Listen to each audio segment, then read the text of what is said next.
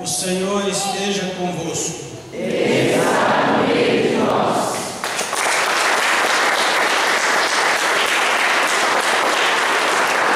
Proclamação do Evangelho de Jesus Cristo segundo Mateus.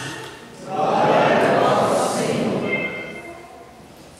Naquele tempo disse Jesus a seus discípulos esta parábola: O reino dos céus é como a história do patrão que saiu de madrugada para contratar trabalhadores para a sua vinha. Combinou com os trabalhadores uma moeda de prata por dia e os mandou para a vinha. Às 9h da manhã o patrão saiu de novo, viu outros que estavam na praça desocupados e lhe disse: Ide também vós para a minha vinha, e eu vos pagarei o que for justo. E eles foram.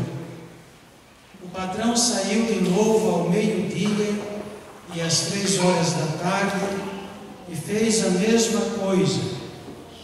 Saindo outra vez pelas 5h da tarde, encontrou outros que estavam na praça e lhes disse: Por que estáis aí o dia inteiro desocupados? Eles responderam: Porque ninguém nos contratou. O patrão lhes disse: Ide vós também para a minha vinha. Quando chegou a tarde, o patrão disse ao administrador: Chama os trabalhadores e paga-lhes uma diária a todos, começando pelos últimos até os primeiros. Vieram os que tinham sido contratados às 5 da tarde, e cada um recebeu uma moeda de prata. Em seguida vieram os que foram contratados primeiro e pensavam que iam receber mais.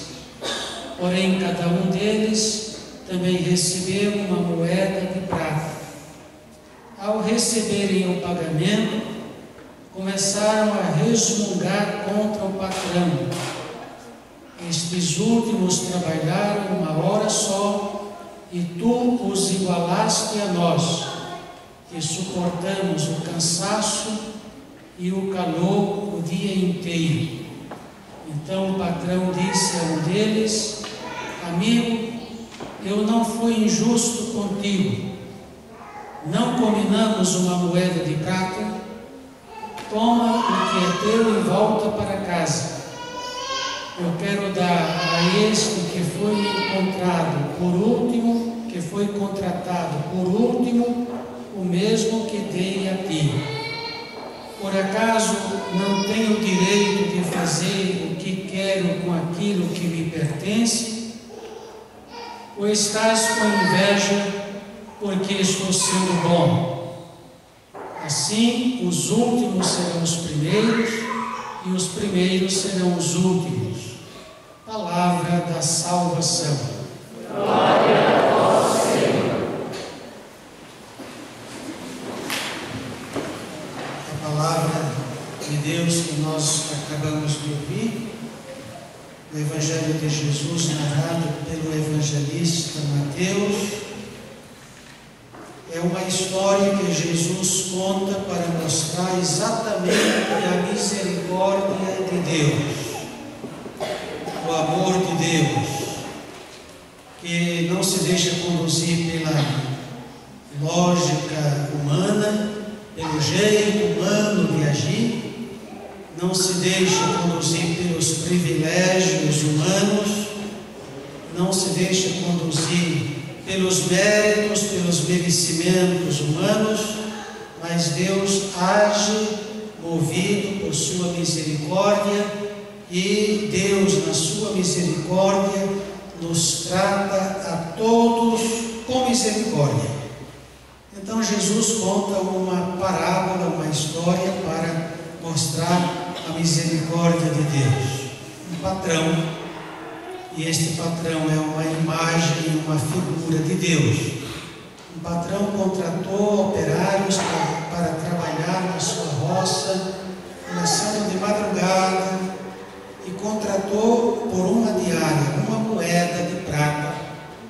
madrugada, uma diária até a tardezinha, depois às 9 horas, depois ao meio-dia, depois às 15 horas, depois, na última hora do dia, foi contratando operários para a sua vinha.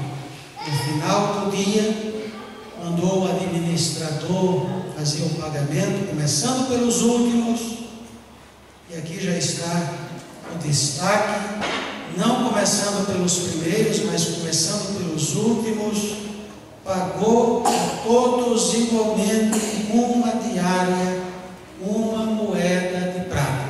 Claro, as murmurações, as reclamações vieram imediatamente. Não é justo isso.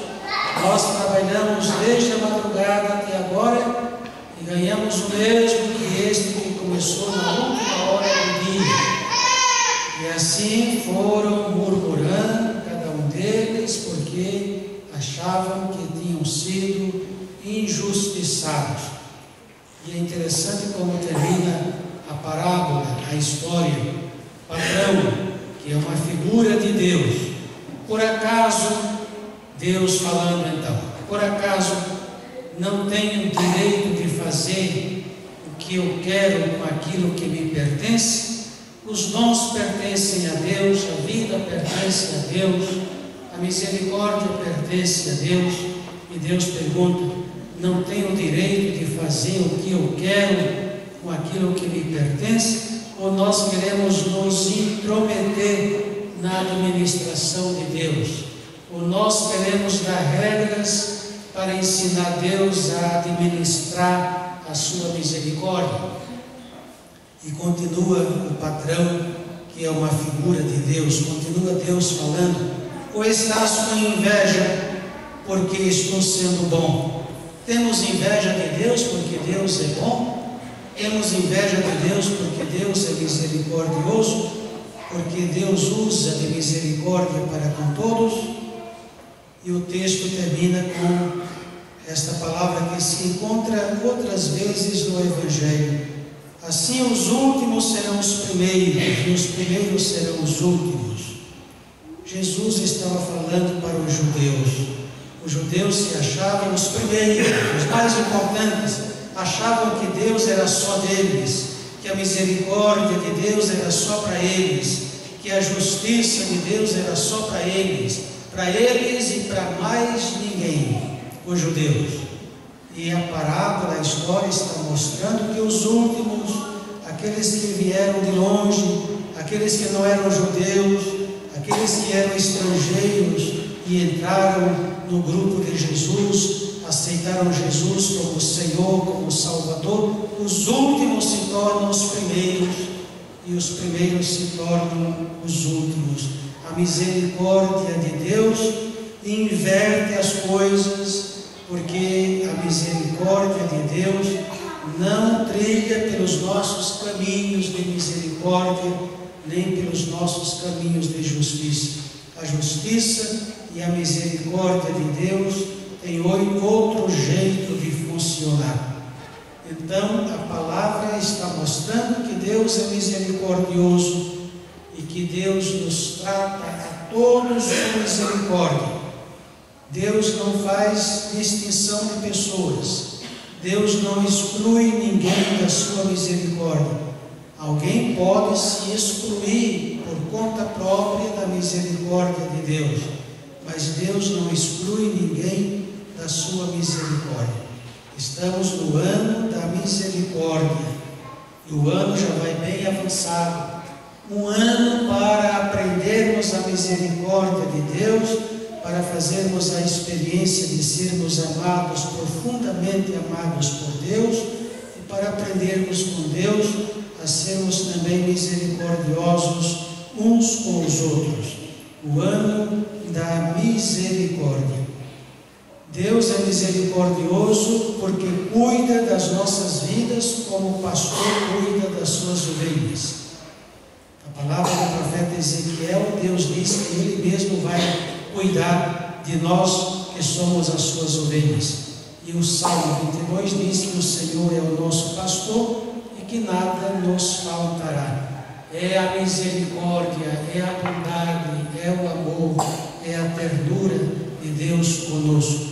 Deus cuidando das nossas vidas. E nesta semana estamos celebrando a Semana da Família. Então peçamos que Deus tenha misericórdia das famílias, da minha família, da sua família, e que Deus seja o pastor e o cuidador das famílias.